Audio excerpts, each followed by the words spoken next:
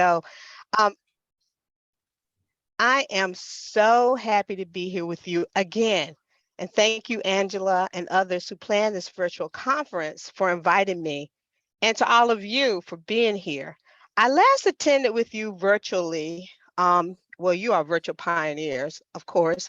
I last attended with you in 2018. I was there with you in person in 2017, where we energized to the song Happy and had a great time. And that was my first time actually visiting in your part of the country. You have always been so hospitable to me, and I really appreciate it. I feel like I'm home. So just treat me as if I'm just another member of your chapter.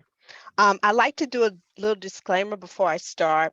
Though I work for Duke, I'm here today representing myself. I'm not speaking on behalf of Duke or Duke as a whole. If I share about Duke, it will be from my perspective. And please put your questions anytime you have them in the chat box, because if you're like me, you might not be able to remember them all the way into the session. So anytime a question comes up in your mind, just put it in the chat box, because Angela will be maintaining that, or she'll be looking at that. And at the end of the session, we will be having a Q&A session. So please put your questions there while we're going along with the session. Your theme is diversify, and I'm going to talk about diversity and inclusion in libraries.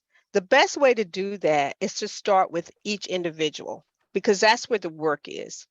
So there is an understanding you in front of be the change agent in this title. You be the change agent.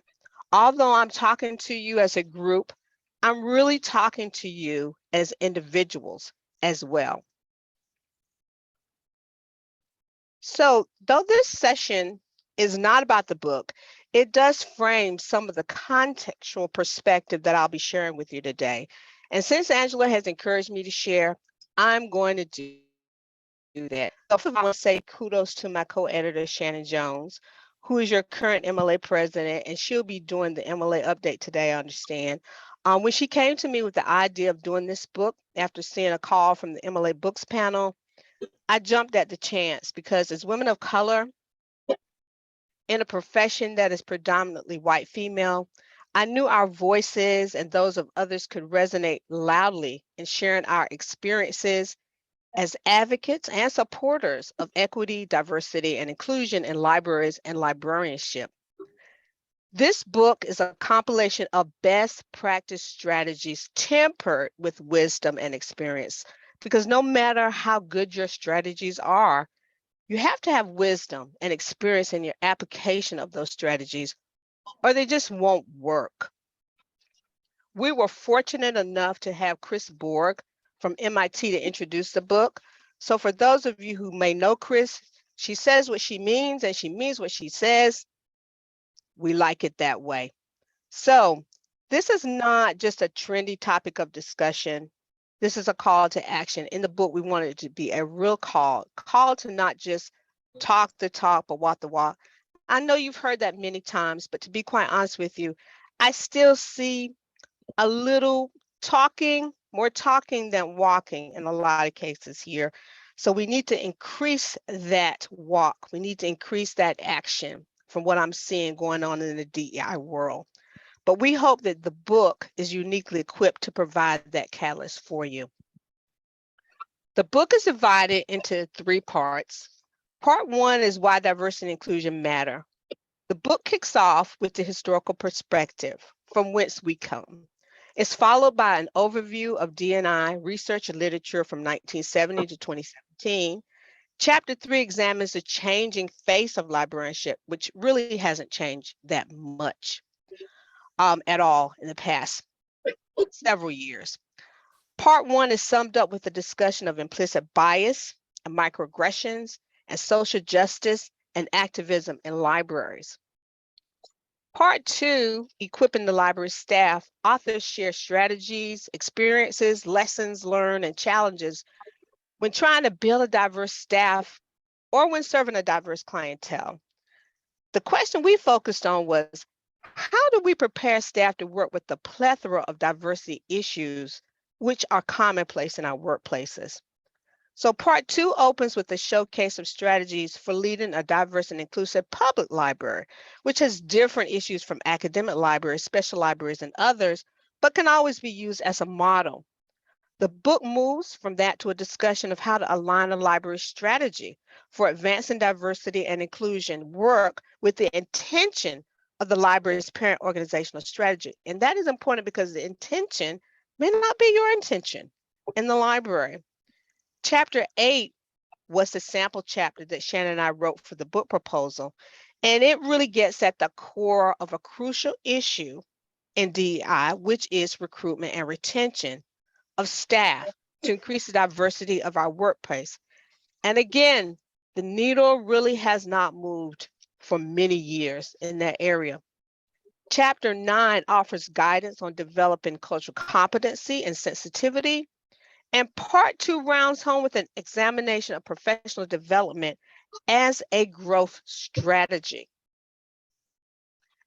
And part 3, which is voices from the field, we took a different approach where our colleagues described their experiences in their own voices with D&I issues in their respective environments. This part begins with chapter 11, where the authors offer firsthand experience in building process, in the whole building process, from writing and implementing diversity plans to recruiting to mentoring to tenure and promotion strategies. And it concludes with chapter 20, where an assistant chief diversity officer makes recommendations for improving communication and cultural humility among colleagues in medical education settings. And nestled in between these voices, the authors offer a cornucopia of topics, including a journey inside the mind of the African-American male librarian, interpersonal relationships between minority women in leadership positions, being an other in public librarianship. We also have a story of an EEO complaint from an African-American female middle management, and that person remains anonymous. There are candid experiences with disability and workplace accommodations, improving services for transgender students, faculties, and staff, recruiting Latinx and Native American graduate students into the librarianship pipeline, and tips on creating a diversity committee. We have a great love for the amazing, brave, and courageous contributors who took the journey with us when we did this book in 2019. I was fortunate to be able to dig into the content firsthand and absorb the knowledge, which raised my awareness in many areas, because I'm what Shannon calls the pen slayer in this particular case. We hope you will be impacted by this work as well if you get a chance to take a look at it and digest some of the material. And for those of you who already have, we thank you tremendously for doing that. So getting into what we're going to talk about today, I first wanted to start by talking about change, because getting to be a diverse, inclusive, and equitable workforce will require change, and change is hard, but we have to embrace it. We have to lean in. As I've learned, lean into your growing edge. Many of you may be familiar with Rogers' Diffusion Innovations Curve, which you see on the screen, and you can place yourself as innovators or early adopters, et cetera, in various situations and circumstances. No judgment here where you are. But one example is some people who have iPhones, they love their iPhones. And when that new version of iPhone comes out, they're going to be the first ones to get that iPhone. They may even have to stand in line to do something because they're going to be right there. They're joining when it's new. They're going to be the early people who accept it and innovators. And that scans all the way to people who will not get a new phone unless they drop it and they break it, or the whole system shuts down. They just don't see any reason to do that. They're not going to do it. You got to convince them that there's a reason why they need to change. And again, no judgment here. I want to encourage you to think about how you will adapt and adopt to the changes in yourselves as you take the DI journey, or as you're on the DI journey, because I'm sure you're already on that pathway. We have to look inward to make self-assessment, which is called Culture Humility. And that's really the second book that Shannon and I are actually working on now. Before we can look outward, and we need each other's help and participation to ensure that we will work together as we answer this call for action. This pathway is not a one and done. It's a continuous process. It's very simple. Diversity makes us smarter. And I know you've heard me say this a million times. I'm just going to keep right on saying it, because studies have shown that when you have a group of people that are different, especially when doing a task, it's more productive than when you have a group of people that are the same. That's because we grow from the ways in which we're different. If we're growing, hopefully we're getting smarter. Librarians are really smart. Ask yourself, what does the racial and ethnic makeup of your spaces look like? Who inhabits positions of power within those spaces?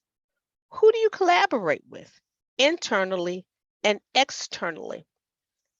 I'm sure that you've seen this, but I keep coming back to Verna Meyer's quote because for me, it's the best and the simplest way to explain what these terms mean.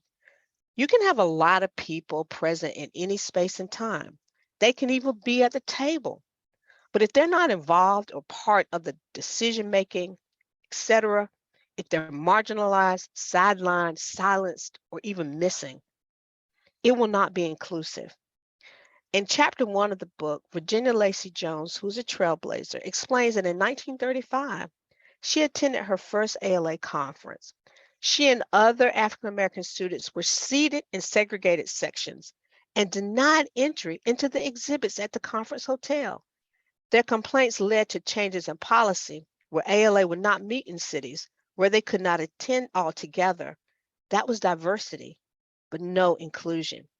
In 1948, the Framingham Heart Study was a study of about 6,000 people, primarily white males and females, for up to 20 years. Investigators decided that it was too expensive. It was not practical to carry out the study in other populations. They thought they could apply what happened in a single community to what happened in other communities. So racial, ethnic, geographic, socioeconomic representation thrown out the window. There was no diversity, no inclusion. Marginalized communities are not a monolith. There is no one size fits all. Some of those conclusions from those studies were harmful. In 1994 and 2003, the study launched offshoots that included more races and ethnicities, but some damage had already been done. Keep all this in mind as you are exploring what you want your library or other environments to look like, and also what actions it's going to take to get there. So for example, people will talk a lot about equality. You may have seen this illustration before as well. Equality has its place, but it may not necessarily always be the solution. No doubt, equality and non-discrimination is a fundamental element of international human rights. But let's pretend someone is giving my friend Bob and I new shoes. So Bob, he wears a size 12 and I wear a 6.5. So we get the exact same shoe. Bob gets an 11 and I get an 11. We're not happy.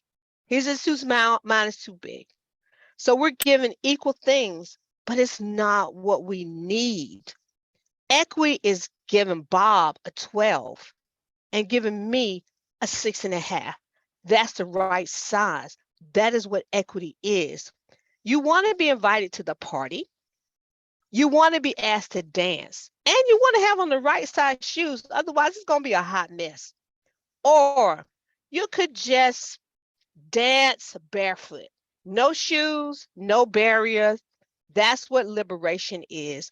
We want to go towards actually liberating, actually getting rid of the barrier altogether. If we can do that, that's what the ultimate goal of diversity, equity, and inclusion really is.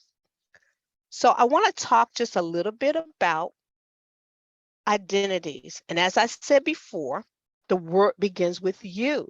So my work, I'm going to talk about beginning with me. This is my chart. Have any of you done a personal identities chart? And please put that in the chat box if you have. Just say yes, you have, no, you've seen it, or something of that nature. Just let me know. The P on this particular chart is for privilege. This is where my privilege lies on this chart. DI, of course, is not just about black and white.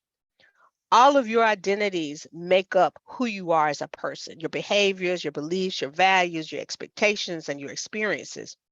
You bring them all into your library environment. Sonia talks about otherness, inclusion in libraries in chapter 14. So if you've ever been an other in any category, if you've been teased for your alfalfa hair, and I hope y'all know who alfalfa is. You might not be old enough to know who alfalfa is, but you can understand what it means to be outside of a dominant group, and you can identify with DEI. A lot of the identities are what people consider to be seen. Race and gender is one, but let me just say this, people should self-identify in that category. You can't tell by looking at somebody what their race or gender is. So it's not always a seen identity. Some of these things that we think are seen may be unseen. People could have disabilities, or they could have accessibility issues that are unseen. For me, I can't see a lot of colors at one particular time. It gives me vertigo, but you can't look at me and tell that that's an issue with me. You can't tell a person's socioeconomic status or their education level by looking. That's an unseen identity. So seen identities can sometimes outweigh what can't be seen. I'm seen as a Black female, not necessarily educated or middle class or family oriented with fish at home, or a librarian's kid, an LK. By the same token, privilege could outweigh other things. Being white could outweigh the fact that a person is a lesbian, neurodiverse, or an atheist. And I only say those things because oftentimes these are categories of people who are often oppressed. So check your privilege. English is my first language, so I always check mine in that area. For those where English is not their first language, I check my privilege. And I do find that this is an issue that I see a lot going on today. Privilege can change depending on who you are and where you are. My chancellor here at Duke is a Black man, and on campus, he's a big man. He walks around, everybody knows him. He's very kind and friendly, but when he gets in his car in that parking lot to go home, he's just another Black man. He doesn't have that same privilege that he has when he's on campus, so that can change. And during the pandemic, if you were not considered as a frontline worker, or you were able to work from home, you had food, groceries delivered, it didn't take you didn't have to take public transportation, or you didn't have to do a whole bunch of things to get where you're going. You had COVID privilege. So the outer wheel on this may change over a lifetime because they are acquired identities. Any of these changes, though, in this outer wheel that you see could change you. It could change how you react. My religion could change. My family dynamics could change. My political affiliation could change at any time. The inner wheel is considered to be more stable, although that's not necessarily true all the time. But I can say this, I will always be Black. I will always be born in this country, but my physical ability changed temporarily when I had 2 total hip replacements. That's right. I have 2 total hip replacements, and I'm doing just great. But at that particular time, that particular piece of my will changed. I was no longer in a privileged category in the will at that time, but I'm good to go now. So intersectionality is also an issue in the DEI world. It was first coined by Kimberly Crenshaw to describe overlapping and interconnecting social identities, ones that you just saw in my personal identity wheel, showing where your power comes and collides. It's not just that I'm an African American, but I'm an African American female. It's not just that I'm an African-American female, but I'm an African-American female liberal. All of these could be potential issues for me at any moment in time.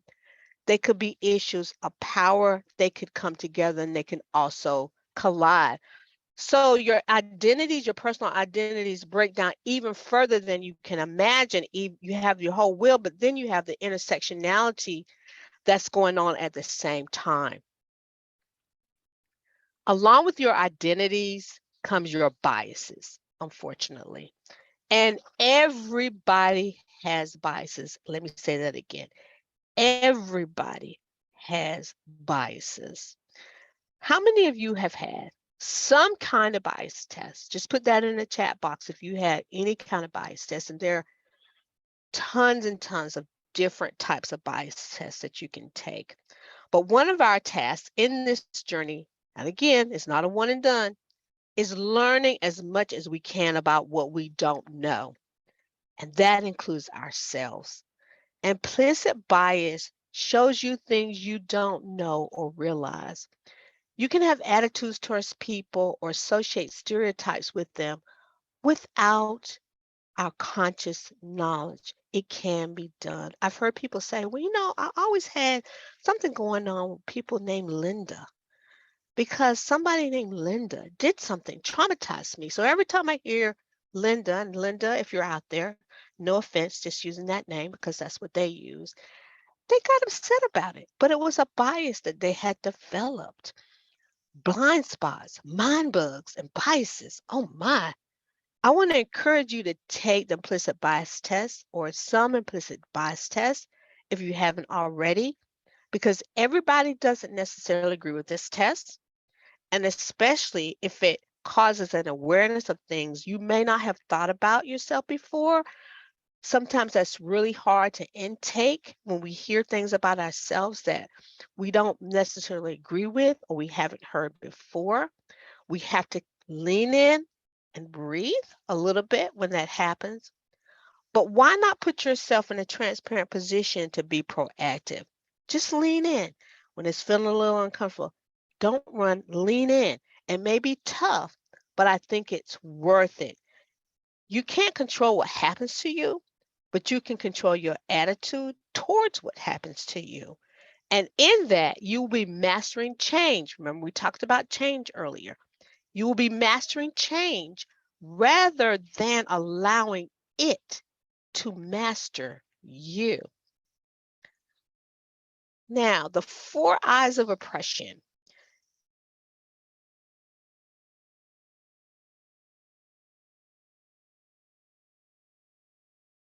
Explain it even more.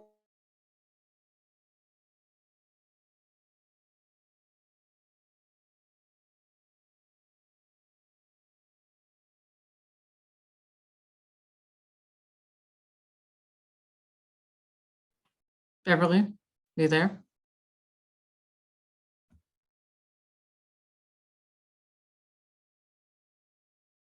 More. So, because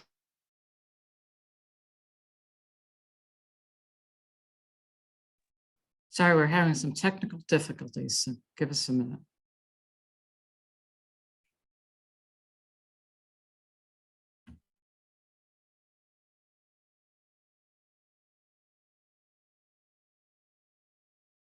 I'm not sure, but it seems like I might have gotten cut off in the middle of that.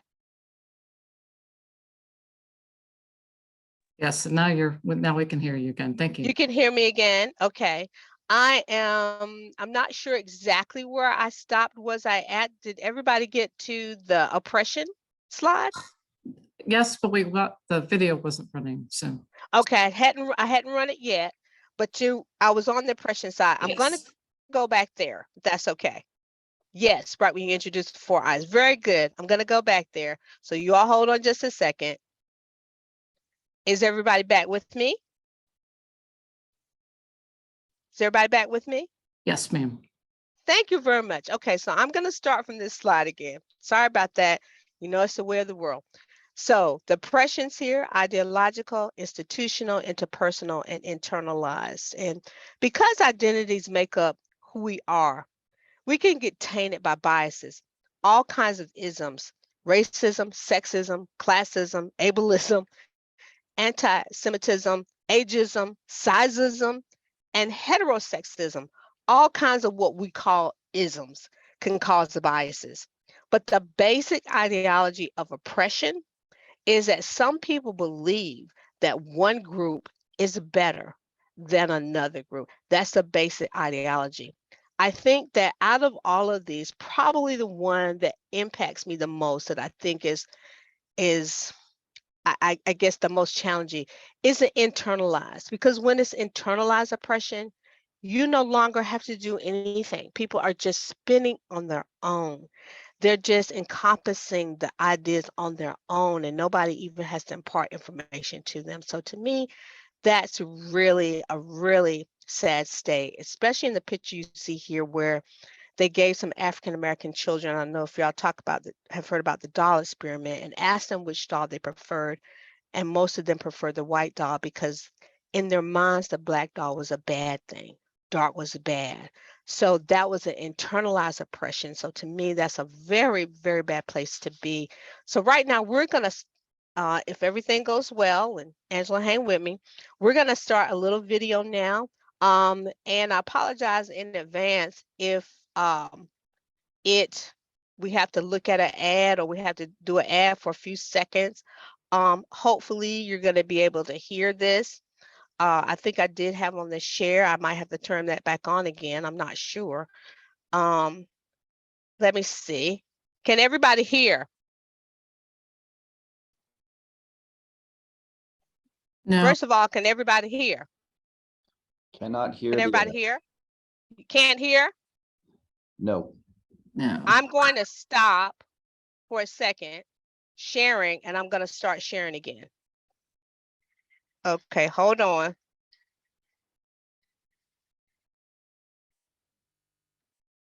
Hold on, let me get over here and stop this first. Let me get out of here. Okay, I'm gonna get out of here. Wait a minute, I gotta get over here, stop. All right, so I gotta reshare again.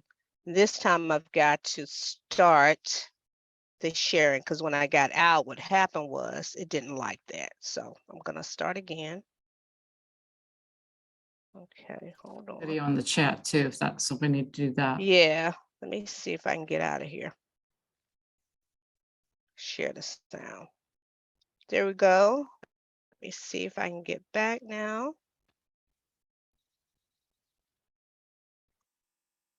Back now. Okay, we're gonna try this again.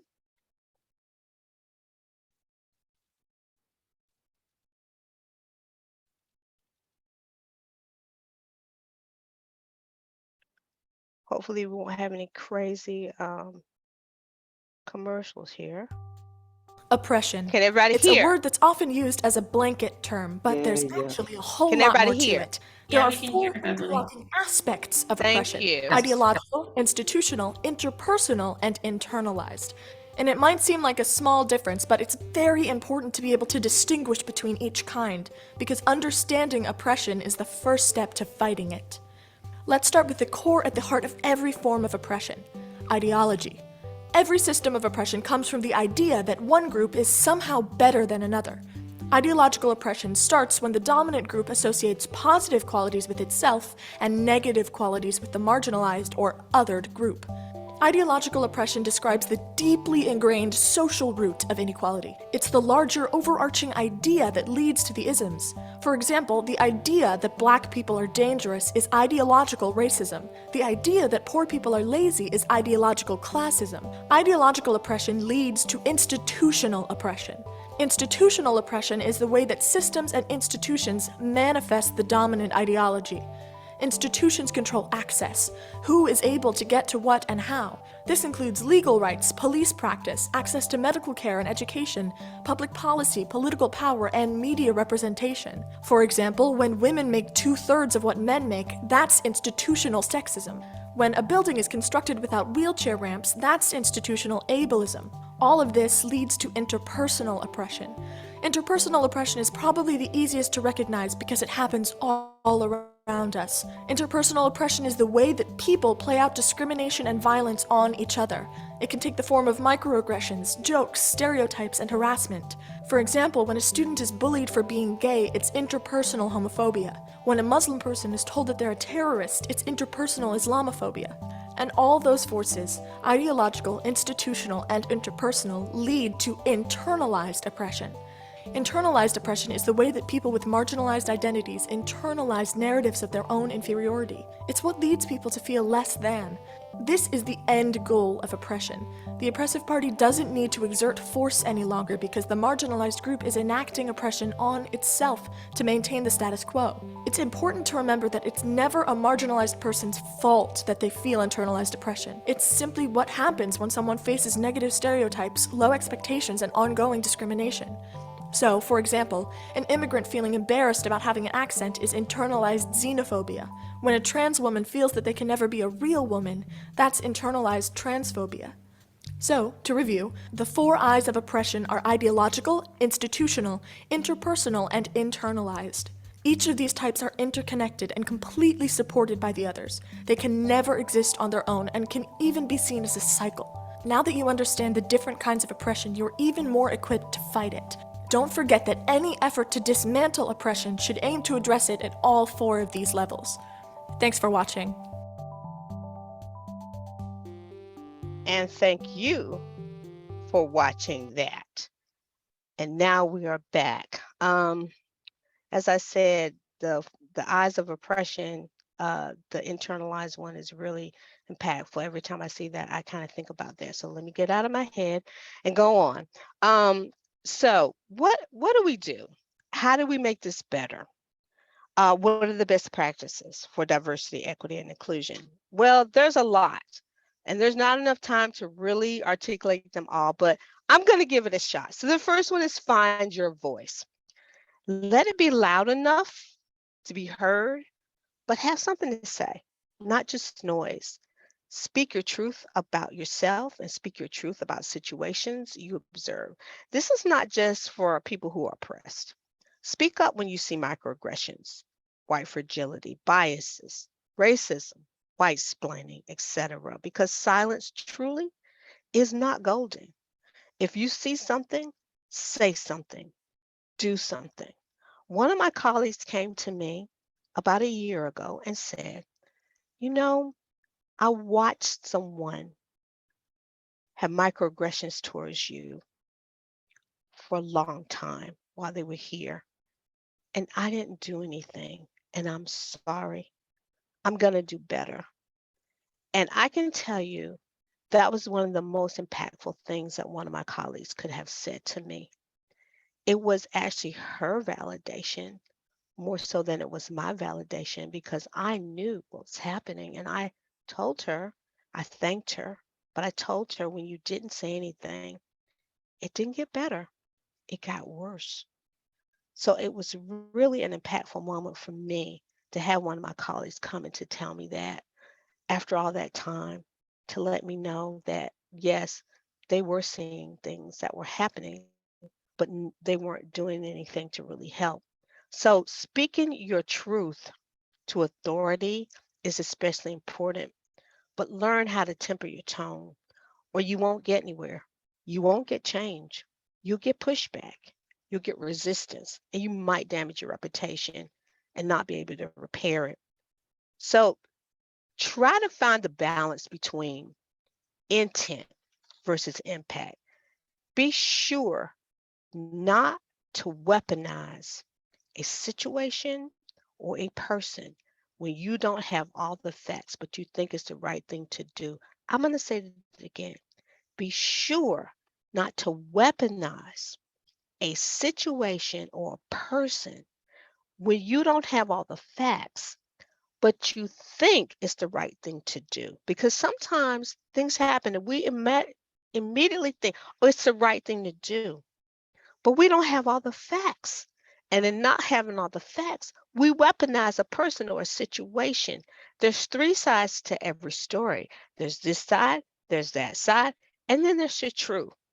Aim towards trying to find out what the truth is in a situation, if you can, before you give a weapon to somebody to impact another person. You know, there are many Karens, and Karen love Karen. That's a name that's come up, and I know the Karens don't like that. And the Amy Coopers, we don't like any of those. I'm just saying that because that's just what's out here in the social network. But just be sure that when you're in a situation like that, if you can, say something, do something. You see something, do something, but don't weaponize people without having all the facts about a situation. And Maya Angelou, she kind of expressed it by saying that I've learned that people will forget what you said. People will forget what you did, but people will never forget how you made them feel. So I would just say to be careful when you're commenting on social media in particular. Yes, there's freedom of speech. People can say whatever they want without any regards to how they make people feel. But me personally, I try to have some boundaries. I try to draw the line at hurting people. And if I do, it's never intentional to hurt someone. I don't want to be responsible for people holding those kinds of feelings in their hearts and in their minds. So people don't forget how you make them feel. You know, that's that adage that says sticks and stones will break my bones and words will never hurt you. I do think that words will hurt you. I don't know what came up with that. I don't know what the origin of that is, but I do think they will. So when you're speaking with the voice that you found, try to find the balance between what your intent is versus what your impact turns out to be. Another tip, learn as much as you can about what you don't know. That includes people. Learn to pronounce a person's name correctly. Vice President Kamala Harris, Supreme Court Justice Ketanji Brown Jackson. Not everybody drinks in situations or even has people have different diets in situations. So make allowances. In other words, be flexible. Use gender neutral language. Learn what you can about what you don't know and use that. Deborah Plummer, who's the author of the book you see on the screen, she thought everybody had cross-racial friendships, but she found out that that wasn't true. She believes that cross-racial friendships will have the most impact on society in terms of DEI, because once you understand your racial identity resolution process, then you can begin to examine your racial lifestyle choices and acknowledge and understand your own unconscious biases. And again, we all have them. So if you're in a room with people who look like you, and the conversation comes up about people who don't look like you, and it's not true, you can say, no, that's not true. I know that's not true. It's these cross-racial relationships that are very important to us. The book is about Deborah and her friend Joan, who's white. They were friends for 30 years. They had lunch together. They had family vacations together. They shopped together.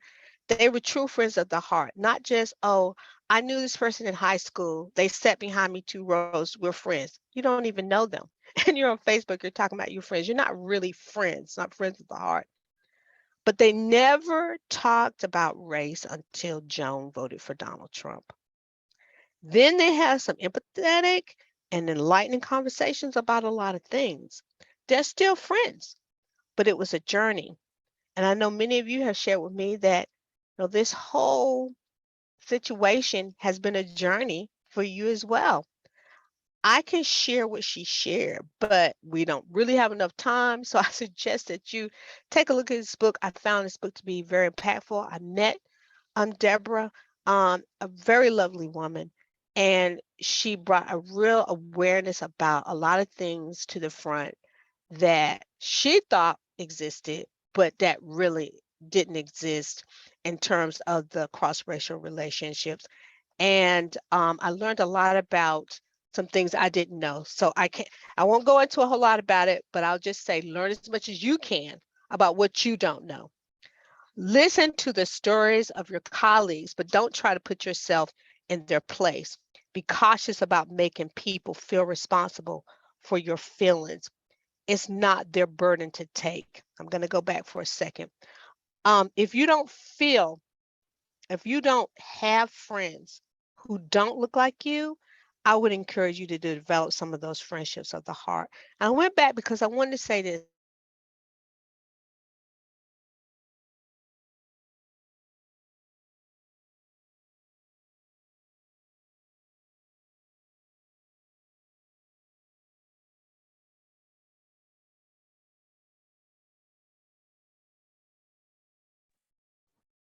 Bear with us for just a moment. Surround you, the genius of the people that you surround yourself with will always make you successful. When you diversify your world and you surround yourself with people who are empowering in their own ways, it empowers you. And that truly is a treasure to me. Now I'm going to go back to this. Be aware of culture taxation. It is real. When you are continually called to represent a body of people and serve the needs for ethnic representation, it can be tiring, it can be frustrating, emotionally draining, it can be hard. But on the other hand, it can be rewarding, it can be enlightening, and it could lead others to an awakening, you know, the term awoke that we're using these days, and understanding. But be aware, but do consider answering the call. And I'm especially speaking today to my BIPOC colleagues. You may not call it, it may call you. Being MLA president and the first African-American president in 120 years was not on my bucket list. I answered the call, but remember, many are called, but few are chosen. So I just say that to say, don't get weary in your well-doing. When you're the only one, the only minority, you can burn out. I know, I've been there, but it's totally a personal decision. But ask yourself, if not you, who? And if not now, when?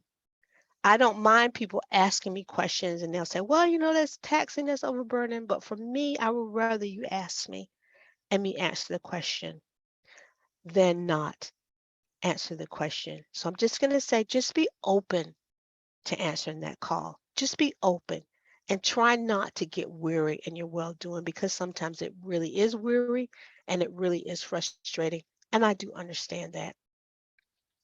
And do have those conversations that you need to have. Some are critical, some are crucial, but find a way to have them and try to do it in a safe space. But let me just say, a safe space is not always going to be comfortable. So if you equate being in a safe space with being comfortable, it may not be, because these conversations may not be comforting. But don't let things go. Don't let things fester. Lean in.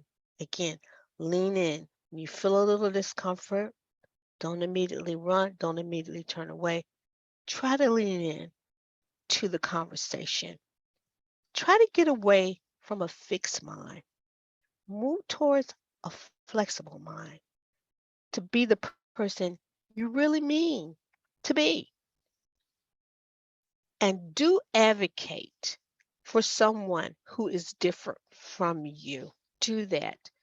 Be an ally, but work towards being an accomplice.